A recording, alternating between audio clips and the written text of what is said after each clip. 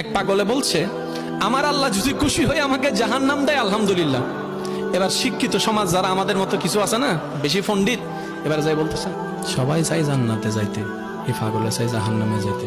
কত বড় গাদা। পাগলে মুস্কি হেসে বলে যে, হ্যাঁ ঠিকই বলছেন, আপনাদের মতো সুস্থ আমি হতে চাই না, এই পাগলেই থাকতে চাই। এবার তাদের একটু টনক লটলো, কয় কেন? সবাই চাই জান্নাত, তুমি চাচ্ছ জাহান্নাম। বলে যে, ভাইয়ারা আপনারা মনে হয় আমার কথাটা খেয়াল করেন নাই, আমি বলেছি আমার রব যদি খুশি হয়ে, আমার রব যদি খুশি হয়ে আমাকে জাহান্নাম দেয় আমি সেটাও নিতে রাজি। বলে যে এখনো বুঝলাম না। পাগল বলে জ্ঞান দিয়ে রবের বিষয় বোঝা যায় না, দিল দিয়ে বুঝতে হয়। আরে শুনো, রব যখন খুশি হয়ে যাবে জাহান্নামটা জান্নাত হয়ে যাবে, রব যখন নারাজ হয়ে যাবে জান্নাতটা জাহান্নাম হয়ে যাবে।